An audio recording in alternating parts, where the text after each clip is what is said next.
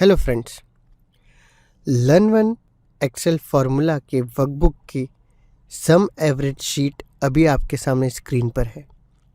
अभी तक हम लर्न वन की एक्सेल सीरीज़ में देख चुके हैं कि फार्मूलाज कैसे फ्रेम करने होते हैं।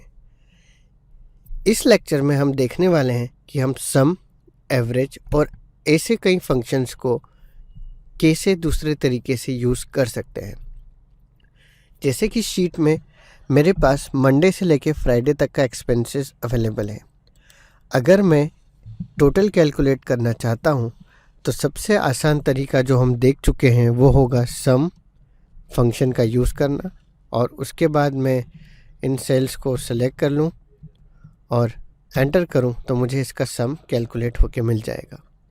पर अगर मुझे इसको यूज़ नहीं करना तो मैं इसे डिलीट करता हूँ।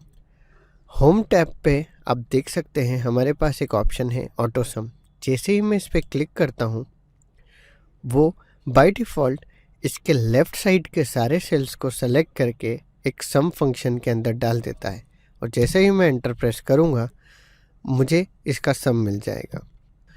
हम अगर पार्ट 1, पार्ट 2, पार्ट 3 और पार्ट 4 इन वैल्यूज़ का ऑटो सम चाहते हैं तो मैं वापस से ऑटो सम बटन पे क्लिक करूँगा तो वो इसके ऊपर के सारे सेल्स को सेलेक्ट कर देगा और उसका एक सम का फॉर्मूला बना देगा।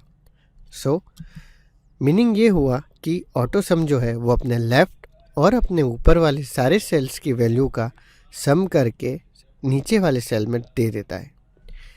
अब सपोज़ हम एक ऐसी जगह आ जाते हैं जहाँ पर हमारे एम्प्टी सेल के ऊपर भी वैल्यूज़ हैं और उसके लेफ़्ट साइड भी सेल्स में वैल्यूज़ हैं।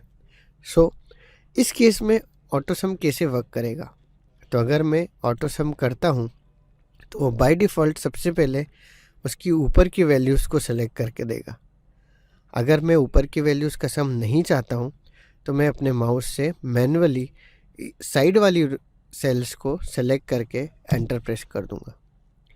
अभी हम देख रहे हैं कि हमको हर बार ऑटो सम करना होता है, उसके बाद एंटर प्रेस करना होता है। अगर मुझे ये नहीं चाहिए तो मैं डायरेक्ट, अगर सपोज़ हम इसको डिलीट कर देते हैं, ये भी टोटल डिलीट कर देते हैं। अगर मुझे डायरेक्टली बिना एंटर के काम करना है तो मैं माउस से डबल क्लिक करूँगा और मेरा ऑटो सम जनरेट हो जाएगा। सेम मैनर में अगर मुझे इन सारे सेल्स का प्लस करना है और वो नीचे की रो में आए और साथ में वो उसकी साइड रो में भी आए तो मैं इसे सेलेक्ट करके ऑटो सम को डबल क्लिक करूँगा। ऑटो सम का शॉर्टकट, कीबोर्ड शॉर्टकट है अल्टर और इक्वल। सो मैं अगर इस सेल में जाके जैसे ही अल्टर और इक्वल टू प्रेस करूँगा तो वो बाय डिफ़ॉल्ट अपने ऊपर वाले सेल्स को सेलेक्ट कर लेगा। सिमिलरली सपोज़ मुझे जानना था कि मेरा मंडे से फ्राइडे में मैक्सिमम एक्सपेंस कितना है, तो जैसे ही मैं एक नया कॉलम बनाता हूँ मैक्स। अब ये जानने के लिए हम ऑटो सम के साइड में एक छोटा एरो है वहाँ पर क्लिक करेंगे। वहाँ पर हमारे पास एक ऑप्शन अवेलेबल है मैक्स। जैसे ही मैं उसे क्लिक करूँगा तो वो बाय डिफ़ॉल्ट टोटल से लेके मंडे तक की सारी वैल्यूज़ की मैक्सिमम वैल्यू निकाल के हमें दे देगा।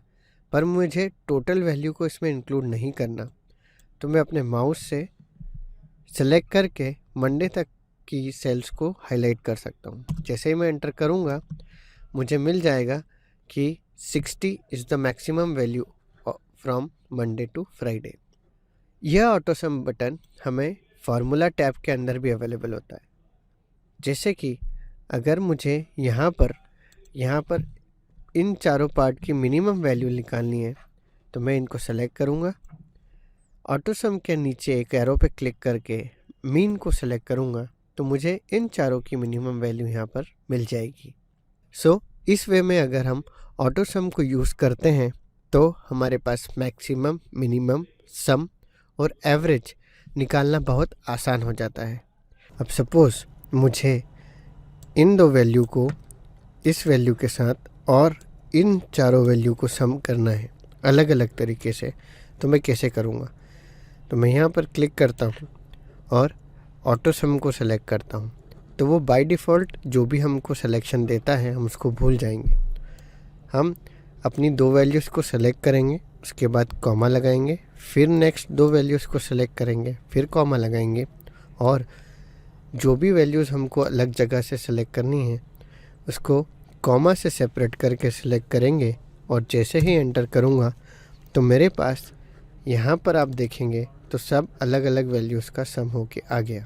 सो ऑटो सम का यूज़ करके हम अलग अलग ग्रुप ऑफ वैल्यूज़ को भी सम कर सकते हैं।